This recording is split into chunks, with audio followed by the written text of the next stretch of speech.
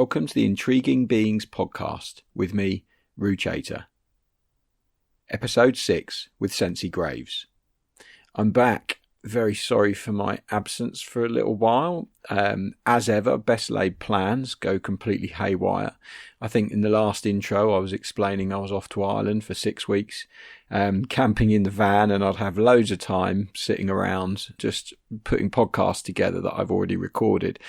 As it turned out, half of the UK kitesurfing population decided to go to Ireland as well, so my time was mostly spent drinking Guinness in Spillane's pub and catching up with old friends, which was great fun, but left it rather difficult to get my work done. And I managed to get a kitesurf magazine published and a mountain bike magazine published, but failed miserably on getting any podcasts out the window. Anyway, I've been pushed into getting this episode out a little bit by a deadline, as I promised the interviewee, Sensi, that I would have it out while she was running a campaign for her sustainable swimsuit collection, which is still running right now. So I'll put a link to that in the description and you can go and check it out. And I'm sure Sensi will be shouting about it over on her channels too. Anyway, Sensi's a really interesting character. She's been a friend of mine for a couple of years. One of the pioneers of park riding in the sport. And I don't want to talk too much about her in the intro because I've had a bit of feedback that sometimes I say a little bit too much and it spoils it because you know what's coming up.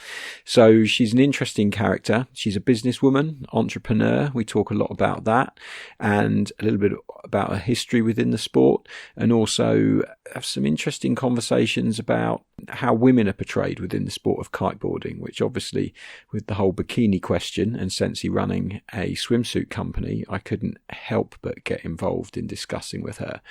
There's lots that we talk about and it's a really interesting chat and I hope you really enjoy it. Sit back, relax and enjoy this week's episode. This morning, it's still just about this morning, I'm still in Hood River, although as usual you'll be listening to this very late and I'll be somewhere else by the time you actually get to listen to this. But I'm sat with a young lady by the name of Sensi Graves, who I've known for a few years now in a personal capacity, but via email probably since I've been in the industry, because she's one of kiteboarding's most famous female kiteboarders, I would say, perhaps. And we thought it'd be fun just to sit down and have a chat. She's famous not just for her kitesurfing, but also for her business skills. She runs the Sensi Bikinis company, which aims to make bikinis that don't fall off women when they're doing action sports, which I'm sure a lot of ladies listening to this can appreciate. So Sensi, first question to you. How did you get into like the water sports scene? Like, where did you grow up? Where have you come from? How did it end up landing on your doorstep? Yeah, I love sharing this story because everyone's kiteboarding story is so different, and it's just funny looking back at how things happen in your life and you're like, I could have taken this completely different path and ended up somewhere totally opposite and outside the realm of water sports.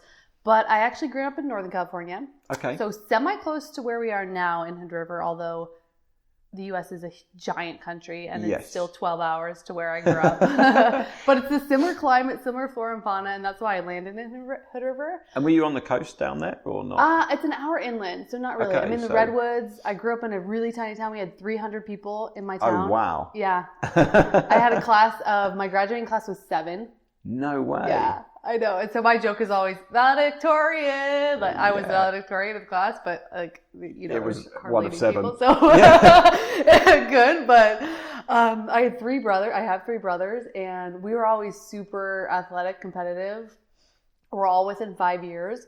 And so we would play 2-on-2 everything, and we'd just be really, really competitive. So and what sort of sports were you into at that younger age when you were living in a town with 300 people? Like, I can imagine team sports, and there's only 7 of you in your year, aren't very practical. We had to convince everyone to play basketball so we could have a basketball team. But I was on the basketball team. I did track. Yeah. I played volleyball. We did have a volleyball team. Once again, it was like, okay, everybody in the whole high school needs to play. You're in. There's no question of not making the team. You're all in the cup. Everybody's in. But I didn't I wakeboarded growing up and snowboarded. I was fortunate that my family traveled quite a bit. Yeah. So we were able to go snowboarding 6 hours away, take various vacations, and we had a wakeboarding boat. So you had a bit of an action sports background as well. Mm-hmm. Which I'm so thankful for, just because even having any board sports skills really lends itself to so many things in life. I mean, surfing now, I love surfing. Didn't grow up surfing, but that's by far the hardest board sport. Yeah, that is hard. We had a conversation about that recently, didn't we? I think via email. Surfing is hard. Like, I was trying to convince Ruth. You were saying that kiteboarding's really hard, and I was like, no. There's way harder sports to learn. But it's anyway. True. But that sports background totally has helped with everything. And then I've always wanted to live by the ocean, and so I actually went to school in San Diego, so Southern California. Yeah, and that's right down near the Mexico border, isn't it? Yeah, I actually would in college go across the border to Tijuana and party. Go crazy. Don't tell everybody on the podcast that, but anyway, that's behind me in the past. And so moved down there to go to college and was in the ocean a bit, but really not that much because I remember being in my apartment and having this 9-foot surfboard, acting like I was going to go surfing and having to carry it down 3 flights of stairs and get it out in my car, drive to the beach. And between classes and going to Tijuana, I didn't surf as much as I really had wanted to or intended. And so I really didn't start surfing until I moved to North Carolina. So in between my freshman and sophomore year of college, so relatively late, but kiteboarding is such a young sport, my dad went out to North Carolina and learned to kite. And then he brought my 3 brothers and I out, and we're like, we're going to learn to kiteboard. And he had all these DVDs from Real Water Sports. And I was like, what is this sport? I've never heard of this. I have no idea. Never seen it. No idea of it. Yeah. And what year are we talking now? Like 2007. 2007. So the sport's been around for a while, but it's still kind of in its infancy-ish, I guess. I guess the advantage is that you'd have had like bow kites to learn on and things that sort of relaunched, but then still very early days in their technological advancement. So still quite a tricky time to be learning. Yeah, my first kites were actually the Nash, the Sigma ones. The Sigma ones. Yeah. The Helix, was it? Or the Colt? The Colt was the Colt. The Colt was the learning one, or the more beginnery one, and then the Helix was the high performance one. I probably had the Colt. You probably had the Colt. It was a great kite. I used to love the Colt. Yeah. So funny. I saw one on a beach in Sardinia recently, and I was taking photos of it, and this guy thought I was taking the piss. And I was like, no, I had this kite. It's an awesome kite. It's a great kite. That's why it was the same colours as well. Oh, like the hot pink. I remember the hot pink and the green. Green and yellow. Green. Yeah, I wonder if my dad still has those. Well, that would be funny. You never know. Good thing to dig out. Yeah. So what was it like when you first got there? So first got there, and because I had this extensive sports background and just was very athletic, I remember getting it pretty quickly. I remember having challenges with it, and we spent a week out there, and I think we just ended up having 3 days of wind, but still it was in the water quite a lot. And I remember the first time I tried to do a water start with the board, dove the kite and got right up. And that is, relatively rare. Like usually people kind of fall over. After that it was very much tumultuous, but I don't think I rode very far. But I remember just being like, whoa, that was awesome. And so we kept in touch with Real through that next 2-year period. And actually was fortunate enough to go to the BVIs a couple times. So I learned to kite in that season in 2007. But then you're still going back to college. Went back to college. No kiteboarding happened. Yeah. Because I couldn't do anything. Was like not pursuing it. And then we went in that winter to the BVIs with Real. So I spent a week on the catamaran doing the whole driving around out Anegada and going to all the beautiful places, and was kiting the whole time. Pretty good start to your kiteboarding career, isn't it? Like, most people are just on some ropey beach somewhere, just slogging it out. No, I'm just cruising around with the catamaran and the BVIs. We were so lucky. So we actually did that for a couple seasons. So then did a whole year of not kiteboarding, went back to another BVI trip. Did a whole year of not kiteboarding. Did one more BVI trip. I think we did 3. Yes, this makes me sound such it's kind of douchey. But. Well, that's all right. It's fine not remembering things. I don't remember what I did yesterday most of the time. So it's like, I did that really. I don't remember doing that. How many times did I go to the BVI? Yeah. And then at that point I was staying upwind. Yeah. I'd only kited for probably 3 weeks total at that point, but was able to ride upwind. And this is spread over like a 3-year period. Yeah. So it's a real drawn out learning process. Or maybe 2 years, because I moved to North Carolina in 2009. So that's quite hard to sort of not have that constant, if you're snowboarding, which you would have done when you go on a week's snowboarding holiday, you kind of, by the end of the beginning of the week, you suck at it. Yeah. By the end of the week, you're sort of starting to get it dialed, and then you don't do it for a year. And then when you go back again, you're you're maybe not quite as rubbish as that first week, but you're still pretty ropey. And it's just such a slow process to get anywhere with it. So that must have been quite tough to sort of doing like the kiteboarding. Yeah, like... and I still wasn't very into it. I loved it, doing it. I was like, this sport is rad. But I remember I was in college and I had so many other priorities, and San Diego wasn't really conducive to, it's pretty light wind down there. Yeah. And actually, it's a funny story because when Brandon and I started dating, he came and visited me in college, and he kiteboarded in San Diego before I did. Oh, no way. Like, he went out one day while I was in class, and I was like, are you kidding? I haven't even done this yet. But yeah, it's not a very windy place, right? Not a very windy place. And I just wasn't that motivated to do it. So actually, in 2009, though, we did the BVI trip for the second time. And Stan Radev, who's now in Charleston, runs his own kite shop, was the head coach at Real at the time, and he was on that trip, and he was looking for coaches. And I think he was talking more to my brothers than to me, but he was like, yeah, we're looking for coaches. You guys should come out. And I was like, that sounds like an amazing summer job. Sign me up. So I'm in. No kiteboarding, really. I can barely go upwind. I want to be a coach. Yeah, I can do that. Yeah. Fake it till you make it. Let's make it happen. Totally. And so I actually flew out in March to North Carolina to do like the coaches tryouts and met the whole crew.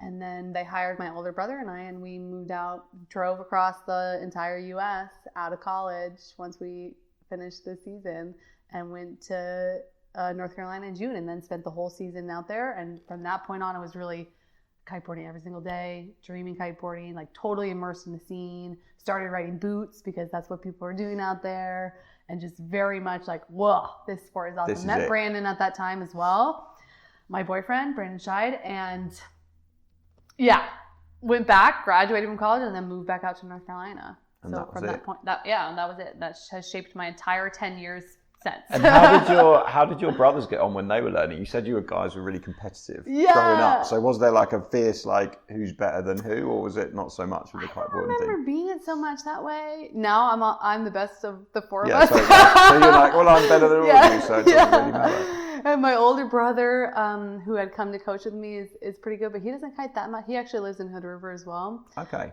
But yeah, I don't remember it being that much competitive. It was more just this camaraderie with the learning, because you're swallowing tons of water and just kind of being like, oh my gosh, that was crazy. What did we do? And just having this bonding experience over a new sport. And that's what I think is the best part about kiteboarding. I don't know if you feel that way, but it's just like there's so much stimulation and you can go so many places that it's just always exhilarating and new, and just keeps it really There's always something fresh to do, and there's always different people to meet and different people to talk to. Yeah, well, now the wings, we can discuss that. That's not kiteboarding. We can discuss that later, maybe. So all that's funny is everyone wants to talk about wings at the moment. It's really funny. No. But then last year when I was recording this series, and I was doing season 1, everyone just wanted to talk about surfboarding.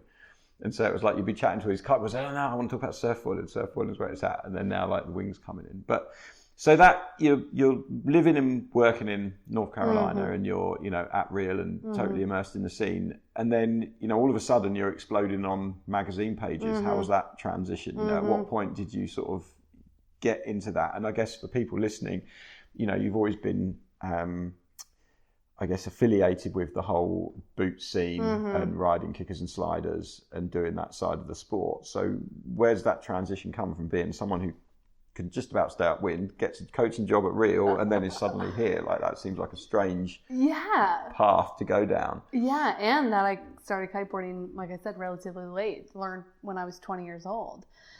But it was so much immersed from when I actually started coaching and was in the water every single day, and hence the reason I started my bikini company. And like, it was just very much like, okay, this is what I'm doing. Kiteboarding is now my new passion. I'm just following this. But with the competing, it was actually a stretch because, competing and then doing the magazine things. I did communications in college. Okay, that's what you studied. Yeah. And so I've always loved writing. And I wanted to bring value and be in the kite scene and start kind of writing as my career, because I was like, oh, I love writing. This is something I kind of can see doing. And so just as I slowly started making connections in the industry, after that second year of coaching at Real, once I had graduated college, we spent the winter in Maui, so moved out there, and I think I wrote one of my first articles on like going to Kite Beach for the first time and how it was like such an iconic kite surfing place, and there was so much history there of kiteboarding that it was really cool for me as a super newbie 1 year into the kite scene how impactful this was. And we went Yeah. out there with Sam Medeski and Craig Cunningham. So the four of us, Brandon, Sam, and Craig and I, lived out there for the winter. And those guys had been in kiteboarding for a lot longer than I have. And we're just so excited to be there because of all the history of Maui. So it was the first time for those guys as well? Yes. Yeah. And so we all four were like, wow, this is cool. And so it really just gave me this insider look of, wow, this is all the history of kiteboarding that's here. And just building up the community and talking to people. I mean, that's another one of my favorite things is all the rad people that are in the sport and how supportive everyone is. And just what an awesome community. So it was really touching on that and immersing in that I was like, this is cool. I want to write some articles around it. And then I did a good job with it. And I thought that my skills lent itself well to that. And I thought, wow, maybe I can, at that point I was not coaching, so I needed to make money. And I was starting my swimsuit business as well, but that was obviously not making any money. Yeah. So I was just like, okay, how can I, build up the name? And I want to have this line of products, but who is Sensi Graves? We need to start telling that story as well. But I have to say that it was very much, I didn't want my face really in front of everything because I felt like I wasn't good enough. I'd only been kiteboarding for a short period of time. I could barely do a Rayleigh. I was learning a Rayleigh for that in the winter of Maui. I remember seeing photos of me just like, trying to do Rayleighs. Not quite getting it. Not quite getting it. And so, I didn't want to be the face of anything. So I thought kind of more riding behind the scenes was really the way to go. And then with the scene of boots, going back to Rio and coaching again for another season, that was what it was all about. And hitting sliders was really the scene. And I loved that. I loved hitting sliders. And I felt way more connected to that than freestyle. I think I was just better at that than freestyle. So that made it easier to like. Take the path of least resistance. Yes, Don't kill yourself trying to learn a back mode if you can just rock out and do something cool on a kicker and a slider. And so that was really just like okay, this is what I like to do. But from there to actually competing was a huge stretch because I was not that good. And I felt like I don't deserve to be here. At that time, there was Susie Mai, Bruna, Gisela, Lulu Roman. They were all competing, and they were obviously way ahead of me. And was it the Triple S, the first event that you were competing in, or did you do some others? Or just straight into Triple S? Well, actually, you know what? The year before I did the Hood Jam, or not the Hood Jam, at that time it was Roshan Throwdown, wasn't it? And so how was that doing your first event? It was good. I remember because I'm super competitive and I wasn't that good, but I remember just being just very stressed about it and wanting to do super well and not ending up placing that well deservedly, but just being pissed because I didn't do well because that's my nature. I've gotten over that at this point, but why didn't I win? Yeah. It's obvious why I didn't win because I'm not at that level yet, but still why didn't I win? Exactly. So competing's always been kind of a struggle for me because you have these high expectations that you put on yourself and that you want to do well, and I always want to win, but there's just so much that goes into it. Makes it tricky. And it's an interesting one because a lot of guys are inherently quite competitive, but a lot of girls aren't, it seems. And you look at the amount of guys entering competitions versus the amount of girls entering competitions, and there seems that there's a lot of that I'm not good enough. Exactly. And I'm not good enough, so I shouldn't then do it. And so that's quite good that you overcame that. Yeah. Maybe perhaps knowing you're not going good enough, but going, you know what, I'll just do it for the experience. Yeah. And so what if I'm cannon fodder for the pros and they're going to knock me out, but it's a good experience and I can get something positive out of that and enjoy it. But that must have been quite a tough thing to do. It was, because it was really okay, I need to put myself out there and try, and I'm going to kick myself if I don't try. But it was still all the tumultuous inner feelings of, I'm not good enough, I don't deserve to be here. And you're really putting yourself out there. And that's been something I've had to get over my whole kite career because it started that way. And now you're always kind of the bar's consistently raising and you're always having to move up and up and up. And even if you do well at one competition, you're like, okay, now there's a photo shoot coming up, or now there's something else coming up. And just the not feeling good enough is something that is super limiting because it inhibits your want to try. Yeah. But for me, the want to try of, if I don't try, I'm going to kick myself. I can't not try. So that's at least good. Yeah. But I can totally, it definitely is the competitive spirit has helped. And I actually get made fun of by a lot of my girlfriends. Like, you're so competitive. I'm like, well, sorry. I'm like always wanting to play games and compete things. But I don't think that's not a bad thing. And I think that we can't hate on anyone for being competitive or not. If you're not competitive, fine, that's totally fine. But if you are, use it to your advantage and acknowledge what your skill sets are to improve. Make the most of it and try and make it work. Yeah, but it definitely in the beginning. I remember my first Triple S. That was before there's prize money, so it was a lot more laid back. But still, all eyes are on you. And we would go out with everybody together, men and women. And I remember one session at KP where we're all hitting this kicker on the inside. And at that point, I could do frontside threes. Yep. Little grabs. But I remember making a tack out and coming in. And like I was just didn't know the flow. And Tom Court came up to me and started yelling at me and being like, Sensi, you're short tacking everybody. You need to go all the way out. And like that's burned into my mind as, whoops. Yeah, classic. You're ruining everyone's fun. Stop it. Get in the scene. Stop short tacking everybody. And I was like, oh, okay. But you're just that's learning, a thing? So. Yeah, I didn't know. Normally I have this place to myself and all you guys aren't here and we're just getting it out after work. That's cool. And so where were you, when did you start, because obviously you've done quite well in your career. So what period was it where you started going, okay, I feel like I have a right to be here and I feel like I can get on that podium and start doing well? That's a great question.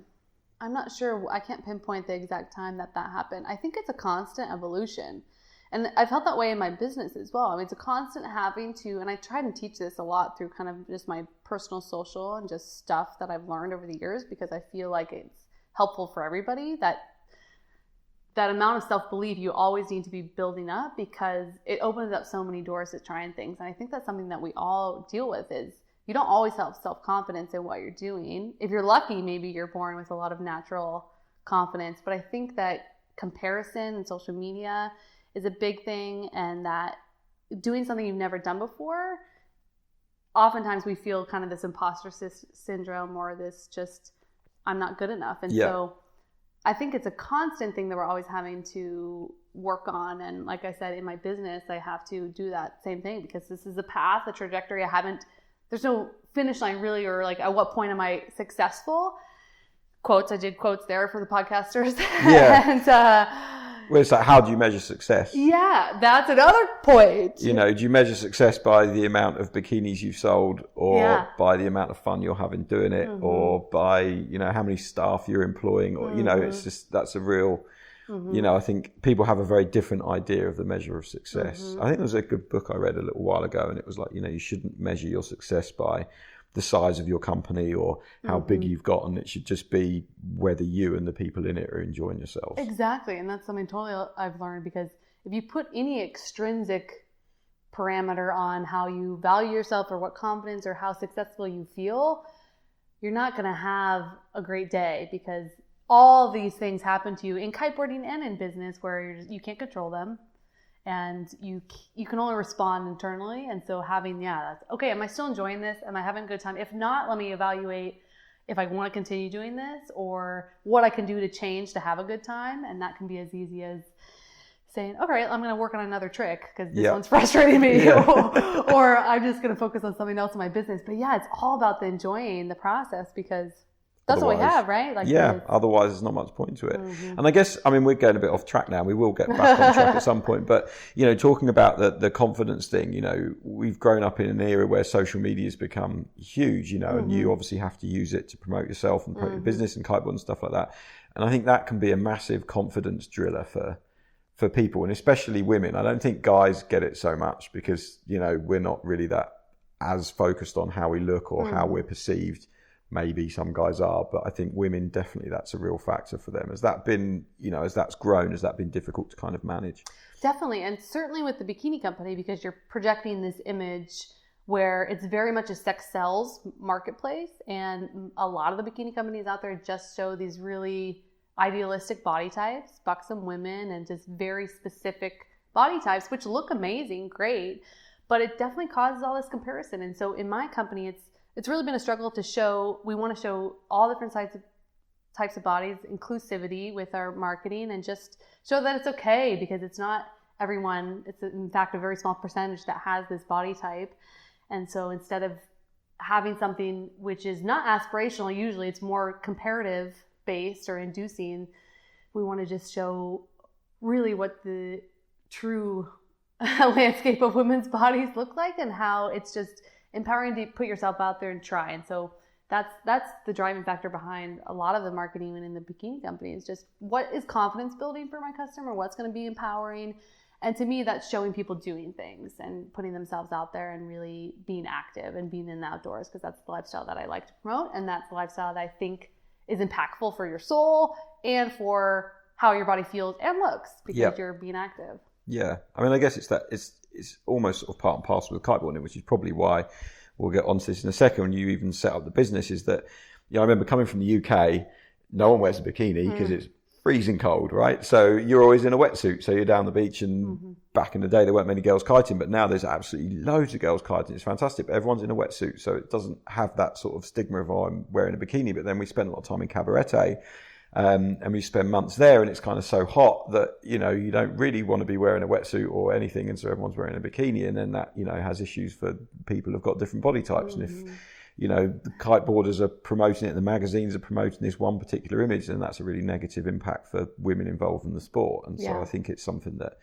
we all need to take a bit of ownership of and be careful of, and try and make sure that we're not sort of promoting this one sort of side of things. I remember years ago, there was a period where a lot of pro riders would have girls in their videos just prancing around, because I think it was Andre who did a video, and the thumbnail was a chick in a bikini, and of course it blew up on YouTube, and then everyone's like, oh, that's how you get hundreds of thousands of views, just to have a chick in the thumbnail. So then, Tom Court was really rife at it, Chris Bobrick is terrible at it, and it's just like, you're just projecting this image of a woman should just be on the beach doing nothing, prancing around. And we took a standpoint on it, which we didn't actually publicly talk about, because we didn't want to sort of set a cat amongst the pigeons. But we said, okay, we're not going to publish any videos that just have women in bikinis in them. And we're also not going to use the bikini shot thumbnail in our social media to get the views, because at the time we were. And it was like, it was great, we're getting all this traffic. And then I was like, what image are we portraying here? And is this a rabbit hole we really want to go down as a company?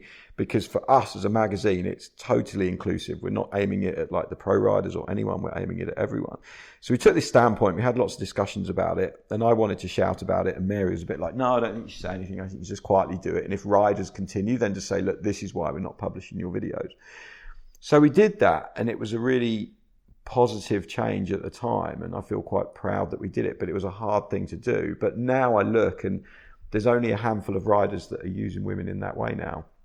Because I think they realised that it was a cheap shot, and you can't do that, and you need to be more respectful and more inclusive and more understanding about, female body types and how people feel on the beach, and confidence levels, and being welcoming, and coming back to that community that we're all trying to create, where people feel that they can be involved, and it doesn't matter who you are or what you look like or what you're doing. Come down the beach and have fun, because that's what we're all there for. Yeah, totally. And it is a fine line, because there are certainly people and pro riders and non-pro riders, females, that still use their bodies to market themselves. Yeah. I mean, but look at Alana Blanchard. She's built her whole professional surfer, her whole career on looking amazing in a bikini. She's a phenomenal surfer, but she uses the assets she has as well. So, and I don't want to hate on that, because each person has their own thing, but I just want to show more. And so I've taken the stance, and I wrote an article on this in Kite World, that instead of just saying what you don't want to see, show what you do want to see. And so instead of hating on women that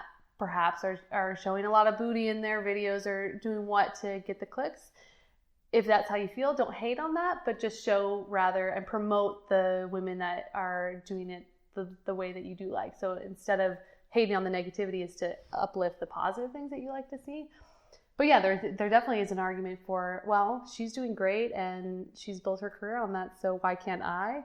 But for me, it's just showing that it's inclusive and I mean, we had accessible. I think the wording around the ruling was we would no longer have sexualized women in kite videos that weren't doing anything. If you're wearing a bikini and you're ripping, great. If you're wearing a bikini and you're crap at kiting, great. But if you're just standing there waving at the boys, like, no, we're not going to share that, because it's like, what's that showing young women coming into the sport, that you're just meant to be on the beach waving at the boys? You can't actually be included in the sport. So yeah, I think it's a difficult thing. And that brings us on nicely, because we've mentioned it a few times. Obviously, you've got your bikini company, and you mentioned that started really early in your kiteboarding career. And my understanding of it, it was born out of a necessity, right? That you were sort of wiping out. And then you're like, hang on, what's going on? So what was the story behind it? Was it because, you know, I know from my own experience, setting up a business is a daunting, scary process, and it's not something that we're generally taught at school. I mean, okay, you can go and do business studies or something like that, and I did business studies at school, but I wouldn't really say anything that I learned when I was at school helped me when I actually took the leap off the bridge and set up my own business. So how was it for you? Yeah, it's funny because one of my best friends from college went and got her MBA, and at that time she was doing her MBA, I was running my business, starting my business, and we would chat, and I'd be like, I'm doing the same exact thing you're doing, Evelyn, but I'm doing it in the real world. Yeah, I'm actually doing it. So I feel like I have an MBA now, which is great.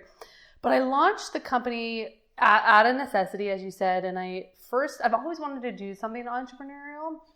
And actually, I have to admit that being a pro kiteboarder wasn't like something that I was aspiring towards. Because when I first started kiteboarding, I was like, okay, I'm not that good. I'm just starting. I'm keen on writing. I can be around. I can get the stories. I can be in the scene, and I can have that as a role. Exactly. But it wasn't like, I want to be the best kiteboarder and, do this. So I was starting my bikini company because at Real, like my first season of coaching, I kind of had this in my mind because I was in my bikini every single day. I was under my board short and t-shirts. And whether that be coaching or riding or surfing, I was in a bikini all the time. And I just quickly grew tired of what was on the market, because it was stuff at that time was really marketed towards women lying on the beach. And it was just this idea that, not that women aren't active, but that's kind of was all that was out there with like the Roxys and the Billabongs of the world. It was very much... And it was all kind of expensive stuff as well, and you're paying a lot of money for something that isn't that practical. Exactly. And they haven't really thought about what you want to do in it. It's just you lie there, put sun cream on, and that's it. It just looks cute. I'm like, okay, well, great. I want to look great in my bikini. I want it to be beautiful, but I want it to be really functional. And so at that time, it was kind of one or the other. I didn't find this fusion of both. And now brands have caught on to that, and there are a lot more options on the market. But at that time, it was really limited. And so I had a couple mentors at Real. My second season out there, I was really like, okay, well, I know I don't want to be a kite coach forever. And as I mentioned, I've always wanted to do something entrepreneurial. And this was just something I saw as a need in the marketplace. I'm like, for sure, other women feel this way. And then I started kind of mentioning it to people. And as soon as I had said, I'm going to start a bikini company, it was like, whoa, all right, hold the horses. Now I got to do it, because I said it. So it's for me very much a commitment, a verbal commitment. And from that point on, I was like, okay, well, now I just got to figure it out. And it's been a huge learning process. And I was so naive at the time, but looking back, it's just really laughable stuff that I did in the beginning. Because this is what, 2009? Or when? 2000. I started kiting in 2009, and I launched the brand in 2012. So this is probably 2010, 11. 2010, 11. So around that sort of time. So it's super early, and you're just like, right, how am I going to make this happen? Yeah. And starting an internet business is quite easy, because, you just need the internet, and you can sit at home and you can make things happen. And I was really lucky. I have my brother who's a tech genius who does all our technology. But, you're talking about supply chains, product, marketing, shipping, distribution. Like, there's a lot that goes into physically making something and then getting it to an end consumer. Had you got any experience in that at all? No. And remember, I went to school for communication. So actually, when I graduated high school, I wanted to go into aeronautical engineering. Why? We don't know. I pretended that's what I wanted to do. So I went to a really science-heavy school, but then got there and was like, whoa, no, I'm way more social. And there wasn't a marketing major, and there really wasn't a business major. It was kind of either econ, economics, or communications. And so I was very much more drawn to the communications, but therefore I had no business background, no design background. None of that stuff. And it was just all a learning process. And really what has helped me throughout is I've been very open to input and always being humble in, I don't know nearly enough, and still continue. I mean, we're always growing, always learning. And so I was talking to everybody and I was asking for help from anybody I could, and just slowly started piecing things together. I ordered my first fabrics from New York and found a woman in North Carolina to sew up my first samples. Well, at that time, I was actually launching the Sunset Swim Charity Fashion Show, which happens at Rio. Yep. That was the year before I officially launched my suits, but I put my first samples in there. So it was kind of a dual marketing thing. And then from that show, someone was like, hey, I would love to photograph your bikini. And I was like, great. And he was an amazing photographer, this guy named Sam, who still lives on the Outer Banks. And so he did all my first photos for free. And then I found someone, connection at Real, Lulu's husband, Otto, and he built my website for like $300. So like was slowly starting to put the pieces together. I was like, okay, I need a website. Okay. And then it was the manufacturing piece. And that was the next big hurdle of, okay, where do I get these produced? And honestly, I almost didn't start a bikini company or just a manufacturing company because it's manufacturing. And I was very much conscious of, we don't really need more stuff in the world. Yeah, there's that whole social responsibility exactly. side of it. So that was something to overcome. But I thought I'd read all of Patagonia, Yvon Chouinard, the founder's books, and starting responsible business. And he's been such an impactful leader in production and doing responsible, sustainable supply chain that I thought, okay, well, this isn't really happening in the swim world. And if I can do something similar where I set a precedent for how things are done, and if I can make an impact in manufacturing, then that's a positive force for change. Yeah, totally. If I can use that platform to spread that message, then that's something I should pursue. So I wanted to keep it made in the US for that reason, and had actually come out to Hood River for Kiteboard for Cancer, and was my first time to Hood River, and was once again just chatting with people and talking to everybody could, and it got connected with a woman downtown Hood River who owns a shop called Malika. They do swimwear, and she connected me with my factory in Portland that does women's swim. And they had small enough minimums that I could make like 12 pieces or something. So like wow. So you're not having to suddenly order in 10,000 to so like most can't move for all of this swimwear. Yeah, you have to make 5,000. So the minimum I think was 12. So like each body style, I only had to make 12, which you do small, medium, large, there's only 4 of each. So it was still really intimidating because I was like, oh. Yeah, I'm putting money into stock now. Yeah, here we go. But that was really what enabled me to start, is that I didn't have to spend that much to get going. And then I bootstrapped the whole thing. But I was really lucky in that one of my friend's dad, my good friend Rich Sabo, his dad actually gave me a little bit of seed money to start that first production run. Yeah. So really super lucky with that. It wasn't very much. It's a couple grand, but at that time, I mean, that's just everything. enabled you to get that first order in. Because I was like, And how did you go with like the designing the product? I mean, the product, you should probably say, is like designed to stay on you when you're doing active sports. So it's not like your traditional bikini, swimwear, that kind of stuff. It's quite different. So how did design's a whole other aspect of it. Like, are you using CAD? Are you drawing pictures on a bit of paper? Yeah. You're like, what are you doing? Yeah, the first couple runs, I just drew pictures on paper. It was so bad. I'm not an artist either. If someone asked me to draw a picture on a bit of paper, I'd be terrible. Like, I know. And then I never sewed anything, because I was like, okay, it's going to take me a long time to learn how to sew properly. Sewing stretch fabrics are very confusing, very really tough. Difficult. Yeah, and so I was like, okay, well, I think I'm just going to skip that step, find someone else to do it. Yeah, so I knew what I wanted to see, because I knew what would work, and I kind of based stuff on sports bras, and made a very small, I think we had 6 tops, 6 bottoms, just one color line. And actually, that first line, not everything was even designed to stay put. I had a bandeau top. I don't know if you know what that is. Just a little strip, like a tube top. Yeah. That does not work. Yeah. I was making an active wear bikini line. I put that in because I was like, well, I need to have a range of pieces. And then you're like, one wipe out, that's around your waist. Yeah. No, wait, why? I don't have to have offerings for everybody. We're making swimsuits for active women. So yeah, it was very, really rough. And then that whole process was just building out, learning, working with the factories. And like I said, I just got lucky with the factory that I worked with, that they were really mellow, and that I didn't have to have everything organized. And it took us a long time to get like the tech packs really set up right. And it's slowly over the years, we've had people help with that.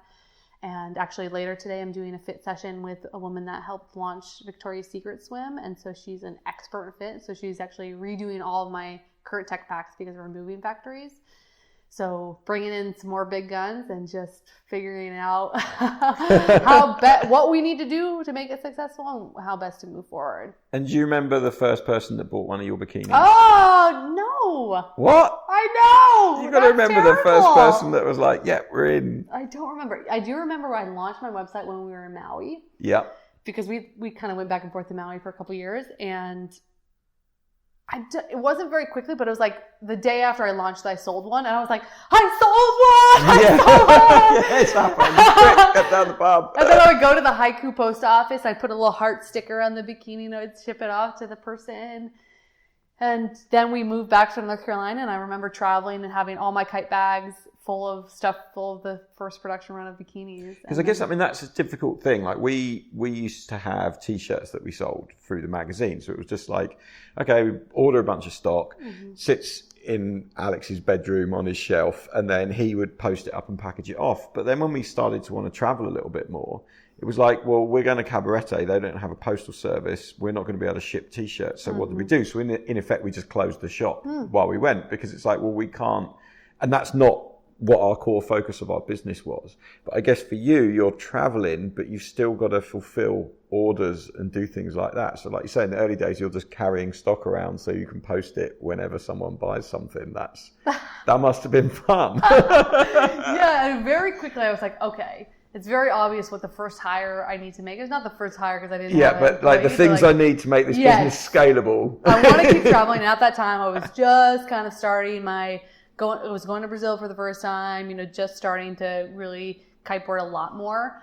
And was like, all right, I can't keep shipping these things. Yeah, this isn't going to work. Yeah, it's not going to work. And so I found a fulfillment house in Portland that they held the stock. And that was very much a crucial piece of the jigsaw that makes it viable.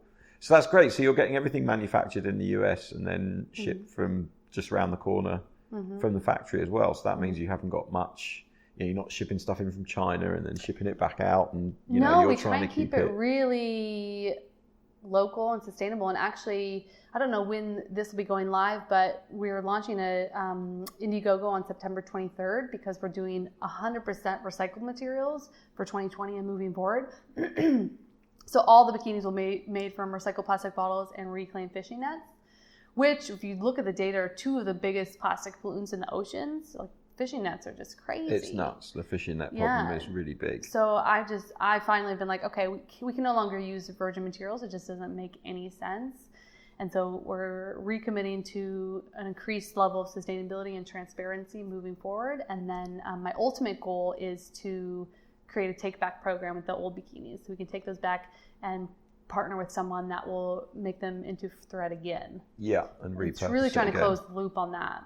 That's quite an interesting concept. I mean, these days you've got to be aware of your impact on the environment. I think at the very least, and then you've got to be also at the least trying to do as much as you can to reduce it wherever you can. And that's an important thing, I think, as well for buyers as well, because a lot of people are shopping more consciously now. It's at that forefront. So if you're just like, we're not bothered.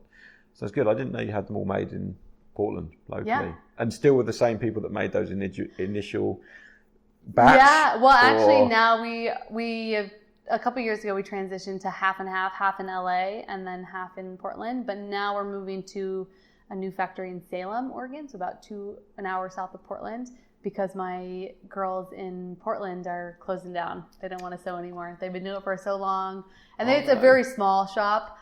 So they're stopping. Yeah. But that's okay because we're, like I said, they're very small. And so it's a little bit bittersweet because I love working with them and been with them since the beginning. But in order to scale, we're partnering with a really nice big factory and positioning a little bit better so that we can grow. Yeah. And, what are some of the biggest challenges you've faced over the years that you've got the business to where it is now? Are there any sort of moments when you were like, oh my God, I can't see this working? And all the time, really. Yeah. Time. Well, I'm asking from experience. Yeah. So, when you're like, God, well, sit there at Christmas, you go, are we going to be doing this in January? I know. It's so like that. They always use the analogy of a roller coaster with business, and it's so true. There's so many ups and downs. Definitely a few crucial moments stand out. One, just last year, I just had a huge snafu with my production. Well, actually, a number of years ago, we had a problem with our production, and everything came out like a size and a half too small. So like the medium was really fit more like a small or an extra small. So everything was really tiny. And I think I'm still trying to get over that of like people think the suits are so small. But we had one run that just came out really tiny. I was like, oh my gosh, what are we going to do? These are baby bathing suits. Yeah. So that was a huge issue, but we just were transparent and just upfront about it and try and own it as best you can. Yeah, and then just like, sorry, fits small. Maybe order a size up. Yeah. And then last year I just had a big issue, just dealing with people. The biggest lesson I've learned over the years is communication. And it's really be upfront with what you want, what the expectations are. You have this idea in your mind of just talking about bathing suits, how you want something to look. And of course, the other person on the other end that's making the samples doesn't know what's in your mind. And so I finally was learning that you need to just tell them as much as possible. Because I would have something in mind, think I communicated clearly, get the sample back and be like, what is this? This is not what I thought we were going to do. And so just really communication is crucial to anything you're doing in business. And that's something that I learned again and again. So just always be really upfront with what expectations are on both parties. Make sure both people are stoked. Know what the purpose is behind what you're doing, and communicate as much as you can. Yeah, make it happen. And how many people do you employ now? Has it grown quite a bit from just Well, you? We're still pretty small. So I don't have anybody full-time. I'm still the only full-time. But we have a bunch of part-time. So I have an accountant, a social media manager, customer service and shipping, and then kind of an all-hands-on-deck person, Victoria, that's been with me for about 4 years. She does customer service and sales. Her official title is Customer Service and Sales Ninja. A little bit of everything. Because that was another thing I was going to ask you about is, you've come from this communication background and a sporting background, and sales, is a big part of any business. And that's probably one of the hardest things, I think, to get right. I mean, what you've got the advantage of is you're creating a unique product at a time when there isn't a product out there. So you've got a USP right there, but you've still got to communicate that and turn, your dream into getting girls on board and buying into your products. That's probably a really tricky thing to master. Yeah, it is all about storytelling, but also, the sales keep the business running. And so that was something I kind of had to learn also early on. I was like, very much not my wheelhouse, sales, but I had to take ownership of that and be like, okay, I'm really great at sales. I'm gonna take responsibility for this because it's not gonna sell itself, and I'm the one that is believing in this product and believing in our story, and need to communicate that with both our retailers and just people on the beach. And so that's been something that I feel like now, and especially in kiteboarding too, we're all in sales. We're all branding ourselves and selling ourselves to a certain extent. So it's been something that I've had to be like, okay, I'm great at this. Let me step up and do it. And it's okay to sell yourself. And have you had any good mentors along the way that have kind of helped you? Definitely. The process? Mm-hmm. I've had, in the beginning, there was 2 women that I met through Real, Terry Peck and Isabella Jones, and they had both founded their own companies and were just completely instrumental in giving me business books and just helping with any questions at all. And really were the ones that encouraged me to even take the leap and do it. Because I was like, are you sure I can do this? And they're like, yes. Yeah. I said, okay. Sometimes you need that positive motivation though, right? Because there's a lot of people in this world where, I sort of always coming up with ideas, and I sometimes think, this is a really good idea. I think I can make something of it, and I'll bounce it off someone. They're like, "What? That's a shit idea," and I'm like, "It's not. It's a really good idea. You're just not visionary. You're not as visionary as me, perhaps." So that's great that you had some people that were just like, "Yes, of course you can do it," because inherently, a lot of people, when you tell them something like that, like, no, don't be silly, you'll never, there's that negative impact that a lot of people seem to put in, and sometimes it's just a flippant comment that they make, and they, just say it, and they don't even think anything of it, but it can be really damaging to your self-esteem and your self-belief in being able to do it. And I think that's a massive important thing in business, is just that self-belief that, I reckon we can make this work. So that's great that you have people. Yeah, and that's what we go back to, right? Just having the self-belief, because you're going to have always problems and things come up that you just need to build up your resilience towards and believe in what you're doing and the product that you're putting out there, and the fact that you're able to make it happen, because there's so many things that seem insurmountable, but really one of my favorite quotes is by Marie Forleo, and she just says, everything is figure outable. It's so true. You're just like, okay, this seems like a big problem, but there's some little way around this mountain and we can figure it out. It's Alex and I, my brother who run the business, we all joke we're just solution producers. There's a problem, find a solution. That's all you do. And every week something will come up and we're like, oh my God, this is terrible. It wasn't long ago we had the worst outage we've had for the website ever. So our server company that we've been working with for since 2006, when we pretty much started the business, basically they'd grown. We were their first big customer, buying like £400 worth of servers a month, and they'd grown and grown and grown. And we used to have direct contact with the managing director, where if we had a problem, he'd fix it. And then it was like, oh, now his staff are fixing it. And then it was like, oh, now those staff are fixing it. And then gradually it was like, oh, now it's farmed out to India for customer services. So you're speaking to some guy in India who has no idea of your needs or wants or what you're trying to do. And then they're fixing it. And we kind of just put up with it because Alex was really good at fixing it, but he had to tell him how to fix it. And then, this one day they just completely lost all our data and lost the whole website and lost everything. And for 36 hours, they wouldn't give us access to it. And at one point I was going to drive to where the company was based with a sledgehammer and start smashing things up unless we got it back. Because we were sort of thinking, well, if you've got our data, you'll give it to us. So I was like, I think they've just wiped all the files and corrupted everything, which would have been the end of IK Surf Mag, because that would be all of your links, all of your content, since 2006, all the tests, all the stories, everything just gone. Luckily, they found it after 36 hours, and then we've since, we were really upset with them at the time, but obviously they still have it all, and they're still hosting it all, so you can't shout and scream at them, because they might just go, you know what, sod you guys, we're pulling the plug. Yeah. So we had to be really like, oh yeah, we totally understand, it's fine, but then in the background we were busy setting up a whole new server system, which we now run through Amazon, which is, triple backed up, and that system was meant to be triple backed up, but they just messed up. Wow. So sometimes you're at the real mercy of people, and it's just like that curveball that comes along, like, they've made everything the wrong size, it's like, how do we deal with that? But you've got to own the problem, overcome it, and move forwards. Otherwise you just get stuck and you can't go anywhere. Because you could just blame them and be like, wow, come on. Yeah, we could just sit back and go, oh, well, that's it. Problem. It's like, you've got to find a solution to it. They're not going to fix it. It's quite apparent that they are no longer going to fix this problem. We've got to get in there and sort it out. So it's different. But that's interesting to hear the sort of the journey that you've been on with the bikini company.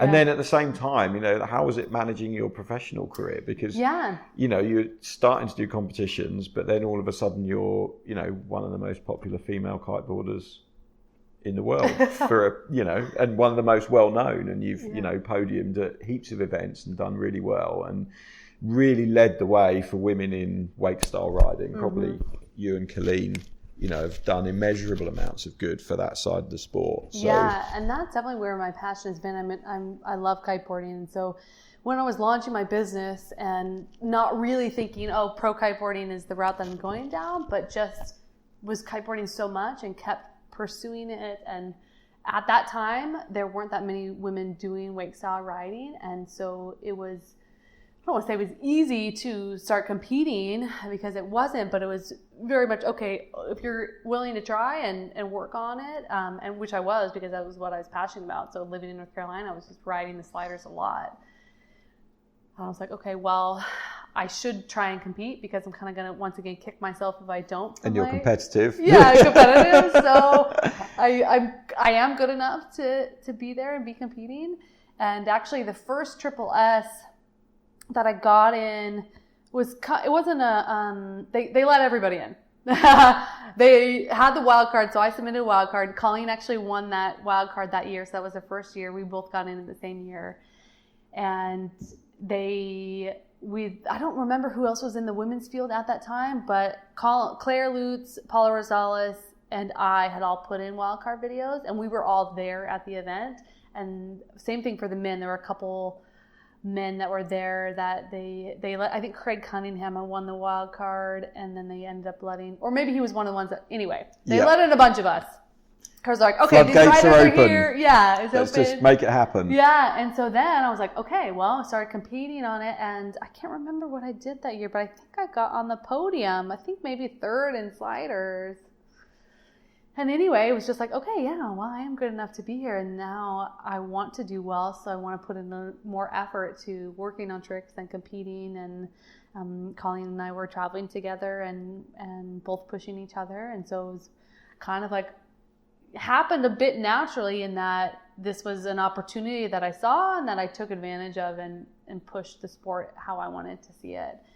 But yeah, growing the business at the same time, it was always being like, whoa, I've got a lot going on. Really split between the two, which works because I was building up my name in kiteboarding, and that enabled me to build up the company. I mean, really, we got our foothold within kiteboarding.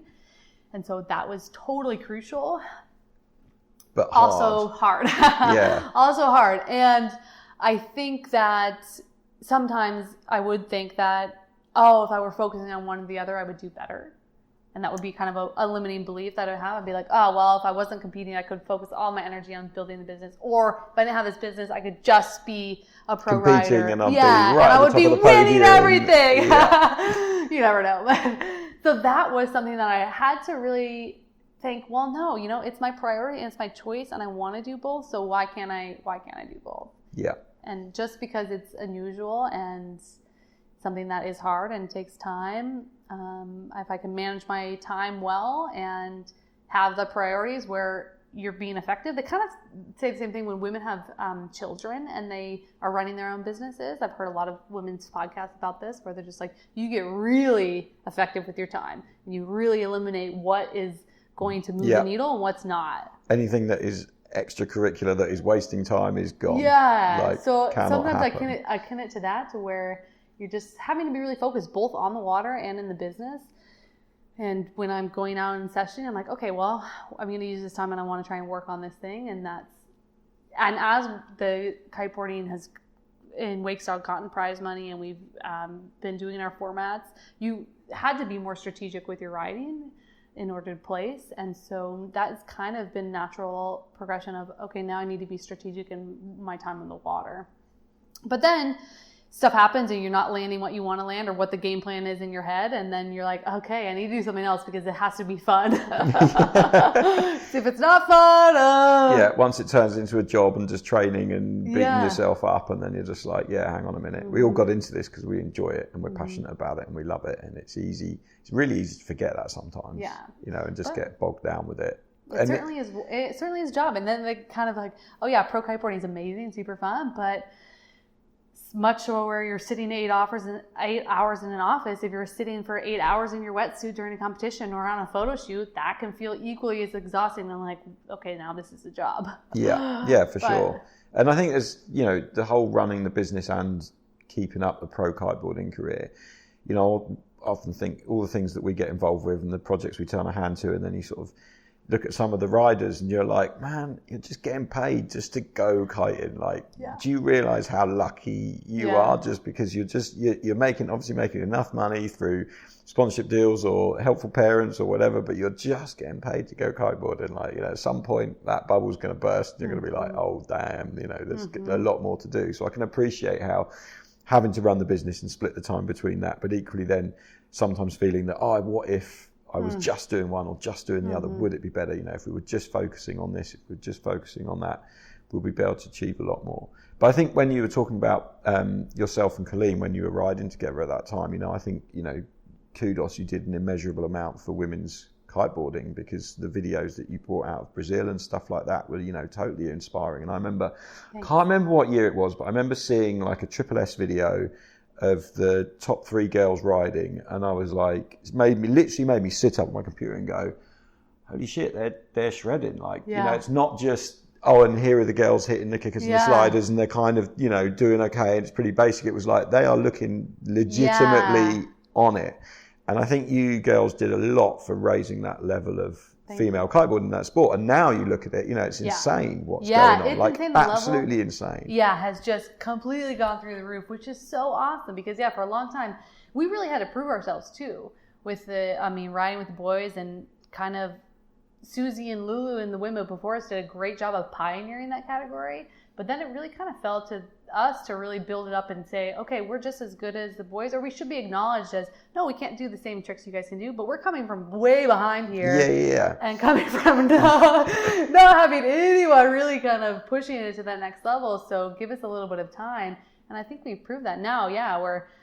I think it used to be where very much men are coming in and like, oh, I'm just as good as the girls, or maybe I should compete in the girls category. And now it's like, well, actually, no, you can't even compete in the girls category because we're way better than you are. And so I think it's just really been cool to see Anna Luce and Carolina and Katie Potter, who took third, and she doesn't even, she rides a lot of cable, but just not even a pro rider as much as the rest, and really just putting in the time and effort, and one person's building on the other. So one person lands something and you're like, okay, and that makes it accessible, and you see the other girls doing that and you can actually build on those tricks. So that's been really cool to see over the last couple of years, the progression, really building on one another and stepping it up. And you're taking that into a sort of another realm with the coaching as well, because you and Colleen are sort of, sharing that passion and trying to pushing that out there. So how's that been going? And is it something that you enjoy? Because it's a whole nother dynamic to then become a coach. That's, I guess, from when you were coaching at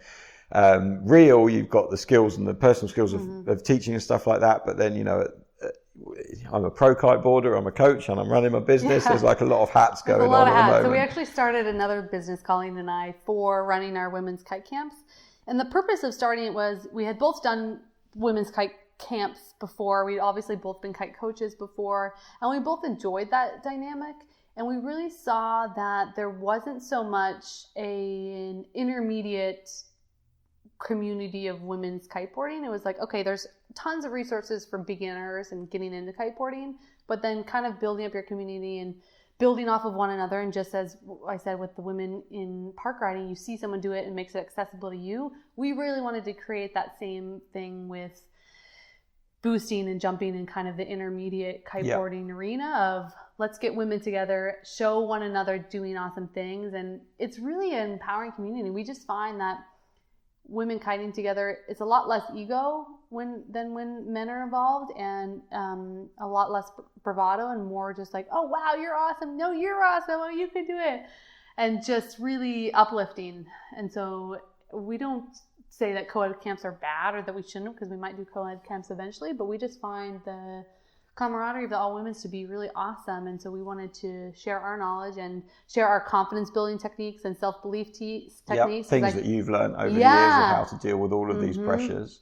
Because I think that is still an inhibition for women kiteboarding. I think it's still a confidence thing. It seems really intimidating, and we want to give them the safe spot to try, us being there so they feel good about trying whatever the new thing they want to try, and then the confidence and the encouragement to actually try something new. And we find that to be on these week-long coaching retreats. When's the next one?